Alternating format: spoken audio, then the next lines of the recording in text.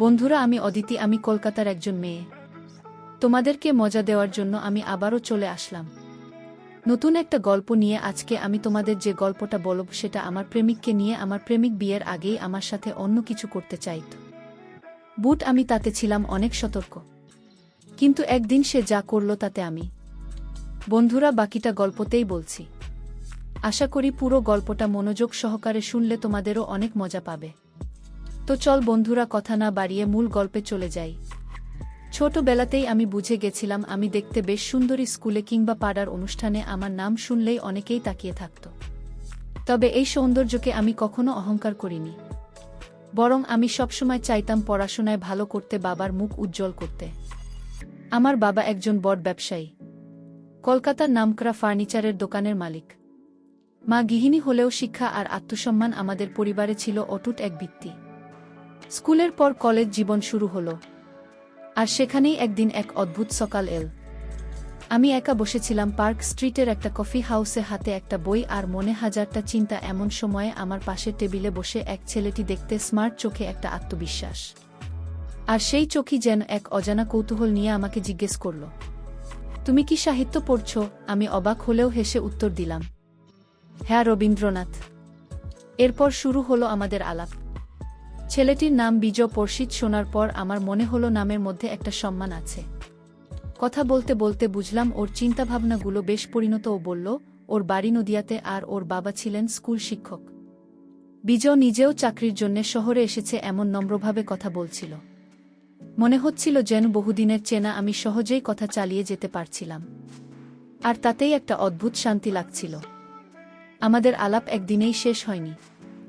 এরপরেও আরও কয়েকবার আমরা কফিতে দেখা করেছি, কলেজ লাইব্রেরির সামনে দাঁড়িয়েছি, এমনকি আমি আমার কিছু টিউশনের গল্প ওকে বলেছি। বিজয় সবসময় মনোযোগ দিয়ে শুনত। একদিন হঠাৎ সে একদম সরাসরি বলে দিল, অদিতি, আমি তোমাকে পছন্দ করি। শুধু বন্ধুত্ব নয়, আমি চাই তুমি আমার জীবনসঙ্গিনী হও। কথাটা শোনার পর আমার মুখ লাল হয়ে গেল, আর মনের ভেতর শুরু হলো এক অজানা দ্বন্দ্ব। আমি কি বিজয়কে ভালো করে চিনি? কথাবার্তায় সে ভদ্র, কিন্তু কিভাবে নিশ্চিত হব যে সে সত্যি একজন ভালো মানুষ? আমি তো জানি সুন্দরী মেয়েদের পেছনে অনেক সময় মানুষ মিথ্যে ভালোবাসা দেখে আসে। আমি মনে মনে প্রতিজ্ঞা করলাম তাকে পরীক্ষা করব, জানব সে আসলেই আমাকে জীবনের সঙ্গিনী হিসেবে মানায় কিনা। এই ভালোবাসা শুধু মুখের কথা নাকি সেটা মন থেকে আসে। 3টা ধাপে আমি বিজয়ের চরিত্র পরীক্ষা করব। ঠিক করলাম, কিন্তু এটা আমি ওকে বুঝতে দেব না। প্রথম ধাপ, আমি ওর কাছে একটা দামি জিনিস চাইব। যদি সে আমার জন্য কোনো কিছু না ভেবেই আনন্দের সাথে দিতে পারে, তাহলে বুঝব সে শুধু নিজের জন্য ভাবছে না। দ্বিতীয় ধাপে আমি ওকে এক জায়গায় ডেটিং-এ ডাকব, যেখানে কিছুটা পরীক্ষার মতো পরিস্থিতি তৈরি করব। আর তৃতীয় ধাপে হবে সবচেয়ে কঠিন, যেখানে আমি নিজের সর্বস্ব হারানোর ভান করব। সেখানে ওর প্রতিক্রিয়া দেখেই বুঝব ওর ভালোবাসা কতটা সত্য। তখনও জানতাম না এই পরীক্ষার শেষ পর্যায়ে গিয়ে আমি নিজে কতটা বদলে যাব। তবে একটা বিষয় পরিষ্কার, এই প্রেম আমি হালকা ভাবে নেব না। একজন নারীর জীবনসঙ্গী হতে হলে একজন পুরুষকে হৃদয় দিয়ে ভালোবাসার আগে তাকে চিনে নিতে হয়। প্রেম শুধু চোখে চোখ রাখা নয়, সেটা মনের গভীরতা দিয়ে যাচাই করতে হয়। বিজয়ের প্রেমের প্রস্তাবের পর আমি নিজেকে আরও গুটিয়ে নিলাম। আমি ওর সাথে কথা বলতাম, হাসতাম, এমনকি মাঝে মধ্যে ফোনেও সময় কাটতাম। কিন্তু মনে মনে একটা পরিকল্পনা তৈরি করছিলাম। আমি জানতাম মুখের ভালোবাসা যত সহজেই আসে, সেটা যাচাই না করলে জীবনের পরিণতি হতে পারে ভয়ঙ্কর। আমি স্থির করলাম প্রথম পরীক্ষায় বিজয়কে আমি নিজের মতো করে যাচাই করব। একদিন হঠাৎ আমি বিজয়কে জানালাম, বাবা আমার জন্য একটি পার্টি আয়োজন করতে চায়। একটা ছোট পারিবারিক গেট টুগেদার, সেখানে আমাকে একটা দামি শাড়ি পরা দরকার। আমি বললাম, বিজয়, তুমি যদি সত্যিই আমাকে নিজের মনে করো, তুমি কি আমার জন্য একটা শাড়ি কিনে দিতে পারো? বিজয় একটু চুপ করে রইল, তারপর জিজ্ঞেস করল, তোমার নিজের তো অনেক শাড়ি আছে, নতুন কেন দরকার? আমি জানতামই প্রশ্ন সে করবেই, কারণ এখনও সে আমার আর্থিক অবস্থান পুরোটা জানে না। আমি ধীরে বলে উঠলাম, বাবা চায় আমি ওই অনুষ্ঠানে নতুন কিছু পরি, আর আমার এখন অতটা বাজেট নেই। তবে যদি তুমি না চাও তাহলে আমি নিজেই সামলাব। আমার মুখের কথা শুনেই বিজয় একটু নরম হয়ে গেল। সে বলল, না না, তুমি যদি বলো তাহলে আমি অবশ্যই কিনে দেব। তুমি শুধু তোমার পছন্দ বলো। আমি ভিতরে ভিতরে অবাক হয়ে গেলাম, এটা ভালো একটা ইঙ্গিত। কারণ সে কোনো অস্বস্তিকর প্রশ্ন না করে বরং সাহায্য করতে রাজি হল। 2 দিন পর সে আমাকে ফোন করে জানাল সে একটা শাড়ির দোকানে গিয়েছে এবং আমার পছন্দমতো একটা শাড়ি রেডি রেখেছে। আমি গিয়ে দেখলাম সত্যি চমৎকার একটা নীল কাঁথার কাজের শাড়ি, দামও কম না। বিজয় বলল, আমি চাই তোমার মুখে হাসি থাকুক, ব্যাস, আমার আর কিছু লাগবে না। আমি মুচকি এসে বললাম, তুমি আমার হাসির দাম বোঝো, সেটাই অনেক। সে তখনও বুঝে উঠতে পারেনি এটা একটা পরীক্ষা ছিল। সেদিন রাতে আমি অনেক ভেবেছি বিজয়েরই ব্যবহার আমাকে কিছুটা মুগ্ধ করেছে। সে যদি শুধু আমার সৌন্দর্যে মুগ্ধ হতো তাহলে সহজেই অজুহাত দিত, কিন্তু সে দিল না। আমি বুঝলাম এখনো অনেকটা পথ বাকি আছে, কিন্তু এই প্রথম ধাপে বিজয় সত্যিই সফল হয়েছে। তবে সামনে আরও কঠিন পরীক্ষা বাকি। পরের ধাপে আমি তাকে এমন এক প্রস্তাব দেব যেখানে সে নিজে এক অদ্ভুত পরিস্থিতিতে পড়বে। সেই পরিস্থিতি যাকে অনেক কিছু প্রকাশ করতে বাধ্য করবে। তখনই আমি বুঝব তার অন্তরটা কেমন। প্রেম শুধু উপহার দেয়াতে নয়, প্রেমিকের ধৈর্য, সম্মানবোধ ও নিয়ন্ত্রণ দেখতে হয়। একটা মেয়ের জীবনের সঙ্গে যখন কেউ জড়াতে চায় তখন তাকে শুধু কথায় নয়, কাজে প্রমাণ দিতে হয়। বিজয় হয়তো এই প্রথম ধাপ বেরিয়েছে, কিন্তু আমি এখনো পুরোপুরি আত্মবিশ্বাস পাইনি।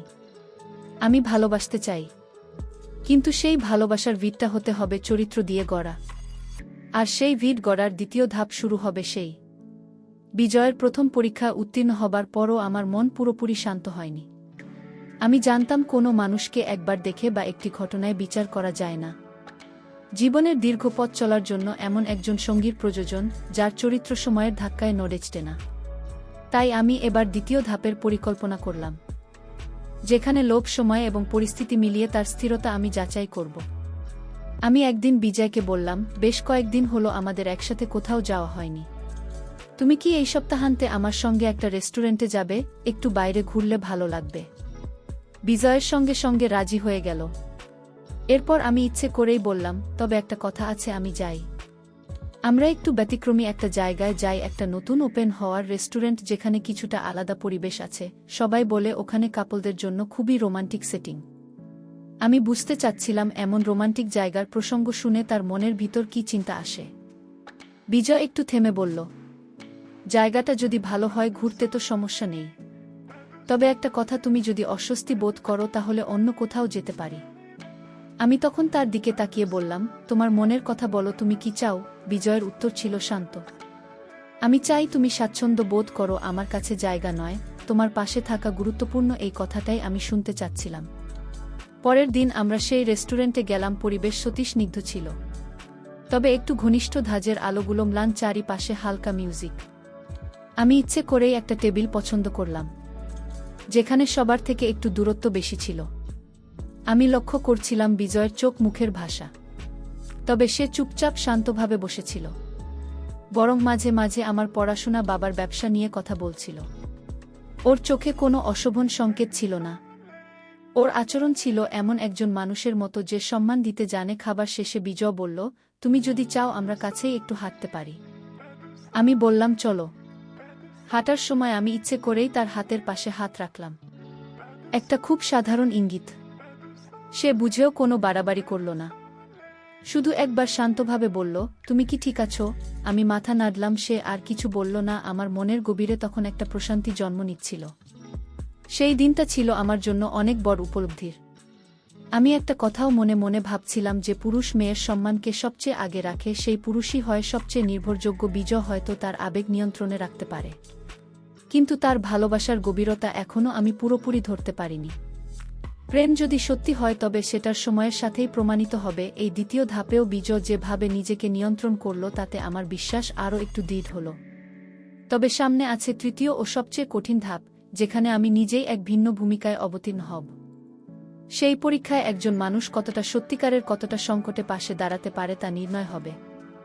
দ্বিতীয় পরীক্ষার পর বিজয়ের প্রতি আমার বিশ্বাস কিছুটা দৃঢ় হলেও আমি জানতাম ভালোবাসার সত্যিকার রূপ বেরিয়ে আসে তখনই যখন জীবন থমকে যায়। যে সময়টাতে মানুষ নিজেকে নিয়ে ব্যস্ত হয়ে পড়ে, সেই সময়টাই বোঝা যায় সে অন্যের জন্য কতটা স্থায়ী।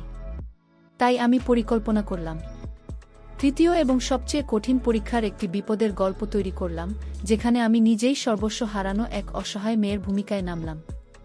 আমি একদিন বিজয়কে ফোন করে এক গম্ভীর কণ্ঠে বললাম, আমার বাবা সম্পূর্ণ ব্যবসা খুইয়ে ফেলেছেন। আমাদের বাড়িটাও এখন ব্যাংকের দায়ে চলে যাচ্ছে।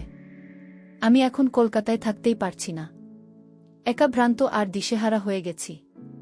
আমি ভাবছি তোমার কাছেই চলে আসি। অন্তত কিছুদিন আশ্রয় দিও। আমি ইচ্ছে করে কথা বলার ভঙ্গিমা এমন করেছিলাম যেন সত্যি আমার জীবন ভেঙে পড়েছে। ফোনের উপরন্তে কিছু সময় বিজয় চুপ করে রইল। তারপর হঠাৎ বলল, তুমি কি ঠিক বলছো? মানে এখন তুমি ভিখারির মেয়ে? এই অবস্থায় আমি তোমাকে কিভাবে পাশে রাখতে পারি বল? আমার জীবনেও তো অনেক সমস্যা। তুমি এখন আমার সাথে মানাবে না। অদিতি প্লিজ, তুমি তোমার নিজের ব্যবস্থা করো। কথাগুলো শুনে আমার শরীর ঠান্ডা হয়ে গেল। আমি যেন নিজের কানে বিশ্বাস করতে পারছিলাম না। সেই মানুষ যে কিছুদিন আগেও আমার মুখের হাসির জন্য শাড়ি কিনেছিল, এখন আমার বাস্তবিক অসহায়তার মুহূর্তে আমাকে ভিখারির মায়ে বলে দূরে সরিয়ে দিল। আমি কোনো উচ্চবাচ্য করিনি, শুধু বললাম, ঠিক আছে বিজয়, আমি বুঝেছি, তুমি ভালো থেকো। ফোন কেটে দিয়ে আমি চোখ বন্ধ করে গভীরভাবে নিঃশ্বাস নিলাম। আমার অন্তর তখন রক্তাক্ত, কিন্তু মাথা ছিল স্থির। পরের দিন আমি তার সামনে গিয়ে দাঁড়ালাম। বিজয় কিছুটা অপ্রস্তুত হয়েছিল। ভাবছিল হয়তো আমি কান্নাকাটি করব বা ক্ষমা চাইব। কিন্তু আমি সোজা দাঁড়িয়ে বললাম, বিজয়, তুমি জানো না, এই সব কিছুই ছিল আমার পরিকল্পিত পরীক্ষা। আমি কখনই ভিখারির মেয়ে হইনি। আমার বাবার ব্যবসাও অটুট আছে। আমি শুধু জানতে চেয়েছিলাম তুমি বিপদের দিনে পাশে দাঁড়াতে পারো কিনা। আজ তোমার আসল মুখোশ খুলে গেছে, তার মুখে কোনো কথা নেই। আমি স্পষ্ট করে বললাম, তুমি শুধু আমাকে পাওয়ার জন্য আমার পাশে ছিলে। যখন আমি ভাঙা ছিলাম বলে ভেবেছ, তখনই তুমি চলে গেলে। এই ভালোবাসা নয়, এই এক স্বার্থপরতা। তুমি শুধু সুযোগ খুঁজেছ, দায়িত্ব নয়। আমি তাকে আর একটু সময় না দিয়ে সেখান থেকে চলে এলাম। নিজের আত্মসম্মান আগলে এই পরীক্ষাটি আমার জীবনের সবচেয়ে গুরুত্বপূর্ণ অধ্যায় ছিল। কারণেই একবারেই আমি বুঝতে পেরেছিলাম, একজন মানুষ বাইরে যত সুন্দর হোক না কেন, ভেতরে সে যদি কাপুরুষ হয় তবে সেই সম্পর্ক কোনোদিন স্থায়ী হতে পারে না। বিজয়ের মুখোশ যখন আমার সামনে সম্পূর্ণ উন্মোচিত হল, তখন মনে হচ্ছিল আমি যেন নিজের জীবনের একটা বড় ভুল থেকে মুক্তি পেয়েছি। ব্যথা অবশ্যই ছিল, কারণ যে মানুষকে বিশ্বাস করতে চেয়েছিলাম তার কাছ থেকেই পেলাম সবচেয়ে নির্মম প্রত্যাখ্যান। কিন্তু সেই ব্যথা একরকম মুক্তির জন্ম দিল। আমার নিজের আত্মমর্যাদাকে আরও দৃঢ়ভাবে চিনে নেওয়ার সুযোগ এনে দিল। আমি নিজেকে নতুন করে গুছিয়ে নিলাম। কলেজে মন দিলাম। বাবার ব্যবসার কিছু বিষয়েও আগ্রহ দেখালাম।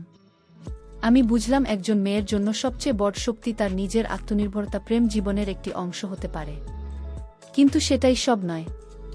আমি যে আগলে রাখতে পারি নিজের আত্মমর্যাদা, সেটাই আমার আসল পরিচয়। বিজয়কে আমি আর কোনোদিন ফোন করিনি। মেসেজ ও না, ওর পক্ষ থেকেও কোনো যোগাযোগ আসেনি।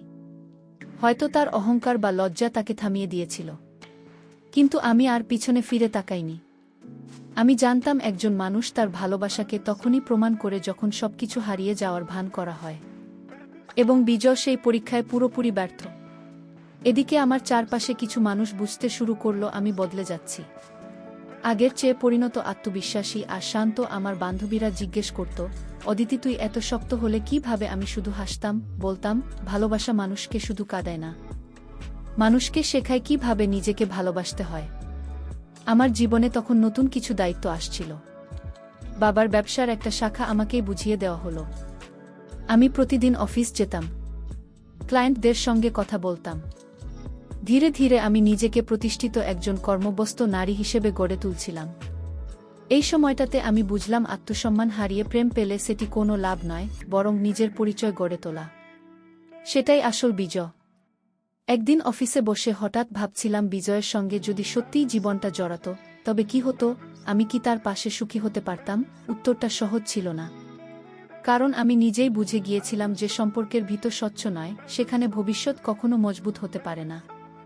প্রেমের নামে মায়া যদি মুখোশ হয়, তবে সেই মুখোশ ছিঁড়ে ফেলার সাহসী একজন নারীর শক্তি। এই ভাঙনের মধ্যেই আমি আমার জীবনের নতুন ভিত্তি গড়ে তোলার যাত্রা শুরু করলাম। আর সেই যাত্রায় আমার প্রতিটি পদক্ষেপ ছিল আত্মমর্যাদা ও বিশ্বাসের উপর গড়া। আমি হারাইনি, আমি শুধু একজন ভুল মানুষকে চেনার সুযোগ পেয়েছি। বিজয়ের ঘটনা আমার জীবনে এক অন্ধকার অধ্যায় হয়ে থাকলেও সেই অন্ধকারই আমাকে নতুন এক আলো পৌঁছাতে সাহায্য করেছিল। আমি বুঝে গিয়েছিলাম, আত্মসম্মান রক্ষার চেয়ে বড় কিছু নেই। কেউ যদি শুধু সুখের দিনে পাশে থাকে, সে আসলে প্রেমিক নয়। সেই সম্পর্ক একটা বাহ্যিক বন্ধন মাত্র। সেই উপলব্ধি থেকেই আমি নিজের জন্য নতুন একটা লক্ষ্য স্থির করলাম। নিজেকে আরও শক্তিশালী আরও প্রতিষ্ঠিত করে তুলব। আমার জীবনে তখন সময়কার ছিল পরিশ্রম আর আত্মচর্চার মধ্যে দিয়ে দিনে কলেজ বিকেলে বাবার অফিসের সময় দিতাম। নানা ধরনের মানুষের সঙ্গে কথা বলতে বলতে আমার চিন্তাভাবনায় একটা পরিণত ভাব চলে এসেছিল। আমি অনুভব করছিলাম আমার জীবনের প্রতিটা অভিজ্ঞতা যেন আমাকে ধাপে ধাপে আরও পরিপক্ক করে তুলছে। নিজের জীবনে নিয়ন্ত্রণ নিজের হাতে তুলে নেওয়ার যে আত্মবিশ্বাস, সেটাই আমার নতুন পরিচয় হয়ে দাঁড়াচ্ছিল। এই সময়েই আমার পরিচয় হয় সৌরভ নামে এক ছেলের সঙ্গে। সে আমাদের কোম্পানির এক ক্লায়েন্ট প্রতিষ্ঠানের প্রতিনিধি। শুরুতে আমাদের আলাপ শুধুই পেশাগত, কিন্তু ধীরে ধীরে বুঝতে পারলাম সৌরভ অন্যদের চেয়ে আলাদা। ওর চোখে কখনো কোনো অতিরিক্ত কৌতূহল ছিল না, কথা ছিল পরিমিতি আর শ্রদ্ধা। আমি সবসময় সতর্ক থাকতাম, কিন্তু সৌরভের আচরণ এমন ছিল যা আমাকে কোনো অস্বস্তিতে ফেলত না। একদিন একটি মিটিং শেষে সৌরভ বলল, আপনার চিন্তাভাবনা অনেক পরিণত, সেটা বুঝতে পারছি। আপনি হয়তো অনেক অভিজ্ঞতার ভেতর দিয়ে গেছেন। আমি মৃদু হেসে বলেছিলাম, হ্যাঁ, কিছু অভিজ্ঞতা মানুষকে ভেতর থেকে বদলে দেয়া। সে কিছু জিজ্ঞেস করেনি, শুধু সম্মানজনকভাবে মাথা নেড়ে বলেছিল, তাই বুঝি আপনি এত দৃঢ় মনে হচ্ছেন। এই সংলাপগুলো আমার মনের গভীরে একটা শান্তি এনে দিচ্ছিল। সৌরভ কখনই আমার ব্যক্তিগত বিষয় নিয়ে প্রশ্ন করত না, সে বরং উৎসাহ দিত। আমার কাজ, আমার স্বপ্ন, আমার আগামীর পরিকল্পনা নিয়ে ওর সেই স্বচ্ছতাই আমাকে ভাবতে বাধ্য করল। সম্পর্ক কি সত্যিই এতটা আলাদা হতে পারে, যেখানে কেউ আপনাকে বুঝতে চায় কিন্তু দখল নিতে নয়? আমার মনে তখন প্রশ্ন উঠছিল, আমার জীবনে কি নতুন কিছু শুরু হতে যাচ্ছে? আমি বুঝতে পারছিলাম প্রতিটি মানুষ এক নতুন শিক্ষার সুযোগ। কেউ আমাদের ঠকায় আর কেউ শেখায় কিভাবে বিশ্বাস করতে হয়। সৌরভের সঙ্গে প্রতিটি কথোপকথনই ছিল আমার আত্মবিশ্বাসের মাপকাঠি। আমি কারো উপর নির্ভর না করেও একজন পুরুষের পাশে নিশ্চিন্তভাবে হাঁটতে শিখছে। তবে আমি জানতাম এখনও অনেক পথ বাকি। সৌরভ কি শুধু একজন ভালো মানুষ, নাকি এর পিছনে আছে কোনো আলাদা উদ্দেশ্য? আবারও আমার সেই সাবধানতা ফিরে এল। কিন্তু এবার আমি পালাতে চাইলাম না, বরং সময়কে দিলাম তার জায়গা। কারণ আগের অভিজ্ঞতা আমাকে শিখিয়েছে, ভালোবাসা যেন একবারে নয়, সময়ের হাত ধরে ধীরে ধীরে আসে। সৌরভের সঙ্গে আমার সম্পর্কটা যেন এক নিখুঁত মেলবন্ধন হয়ে উঠছিল। কিন্তু এই মেলবন্ধন ছিল সম্পূর্ণ পারস্পরিক সম্মানের উপর ভিত্তি করে। আমি জানতাম আগের জীবনের ঘাটতিগুলো থেকে শিক্ষা নিয়ে এবার আমি আর কখনোই নিজের সম্মান বিসর্জন দেব না। সৌরভ এই কথাগুলো বোঝার চেষ্টা করছিল। তার চোখে ছিল আন্তরিকতা আর কথায় ছিল বিশ্বাসযোগ্যতা। একদিন আমরা বসেছিলাম শতভন ক্যাফেতে। সে আমাকে বলল, অদিতি, আমি তোমাকে কখনোই এমন পরিস্থিতিতে ফেলতে চাই না যেখানে তোমার নিজের মূল্যবোধ ক্ষুণ্ণ হয়। আমার কাছে তুমি শুধু প্রেমিকা নাও, তুমি একজন সম্মানিত নারী যার স্বাধীনতা এবং সিদ্ধান্ত আমাকে সব সময় সম্মান করতে হবে। শুনে আমার মনে একটা অনির্বচনীয় শান্তি ছড়িয়ে পড়ল। আমি বুঝতে পারছিলাম সত্যিকারের ভালোবাসা মানে একে অন্যের স্বাধীনতা ও মর্যাদা রক্ষা করা। আমার জীবনে এখন একটা সুন্দর নতুন অধ্যায় শুরু হচ্ছিল। আমি আর ভয় পাচ্ছিলাম না ভালোবাসার জন্য নিজেকে হারানোর, বরং ভালোবাসা মানে নিজেকে আরেকজনের কাছে সমান শ্রদ্ধার সঙ্গে দেওয়া। সৌরভ কখনোই চাপ দেয়নি, কখনোই কোনো সিদ্ধান্তে আমাকে বাধ্য করেনি। প্রতিটি পদক্ষেপ ছিল সম্মিলিত আলোচনা ও বোঝাপড়া। এই সময় আমি নিজের জন্য সময় দিলাম, নিজেকে আরও জানার, নিজের স্বপ্নগুলোকে নিয়ে ভাবার। ভালোবাসা আর সম্পর্ক শুধু একে অন্যকে পাওয়া নয়, বরং একসঙ্গে বড় হওয়া, শেখা এবং পরিপক্ক হওয়া। আমার মনে হচ্ছিল এই সম্পর্কেই আমি সত্যিকার অর্থে আমার জীবনসঙ্গী খুঁজে পেয়েছি। একজন যিনি আমার শক্তি আর দুর্বলতা দুটোই গোপন না রেখে গ্রহণ করবে। আর আমি এমন একজনের পাশে থাকব যিনি আমার স্বাধীনতা, মর্যাদাকে প্রথম স্থান দেবেন। বিজয় থেকে সৌরভ এই পথচলায় আমি অনেক কিছু শিখেছি। প্রেম শুধু আবেগ নয়, এটি চ্যালেঞ্জ, বিশ্বাস আর সম্মানের মিশ্রণ। আমি বুঝেছি একজন মানুষের চরিত্র পরীক্ষা করা দরকার, কারণ ভালোবাসা যদি সৎ না হয় তা শুধু সময়েরই অপচয়। বিজয়ের সঙ্গে আমার যে পরীক্ষাগুলো হয়েছিল সেগুলো আমাকে শক্তিশালী করে তুলেছে। আর সৌরভের সঙ্গে আমি শিখেছি কিভাবে সম্মান আর সমঝোতার উপর ভিত্তি করে সম্পর্ক করা যায়। আজ আমি বলবো, প্রেমিক নির্ণয় করা মানে শুধু তার ভালোবাসা নয়, তার চরিত্র, দায়িত্ববোধ, সম্মান আর পাশে থাকার মানসিকতা যাচাই করা। মেয়েরা নিজের মূল্য জানুক, নিজেদের সম্মান রক্ষা করুক। কেউ যদি বিপদের দিনে পাশে না থাকে সে ভালোবাসার দাবিদার নয়। তাই নিজের সম্মান ও স্বপ্নকে কখনো হারাতে দেওয়া চলবে না। সর্বোপরি ভালোবাসা মানে নিজেকে হারিয়ে ফেলা নয়, বরং নিজের সঙ্গে অন্য কারুর মিলনে সৌন্দর্য খুঁজে পাওয়া এই শিক্ষা আমার জীবনের সবচেয়ে বড় অর্জন। আমি আমার জীবনের নতুন পথে এগিয়ে চলেছি, বিশ্বাস আর আত্মসম্মান নিয়ে। আর সেই পথেই রয়েছে সত্যিকারের সুখ ও শান্তি। বন্ধুরা, গল্পটি তোমাদের ভালো লাগলে লাইক, শেয়ার এবং সাবস্ক্রাইব করতে ভুলবেন না। সবাইকে ধন্যবাদ।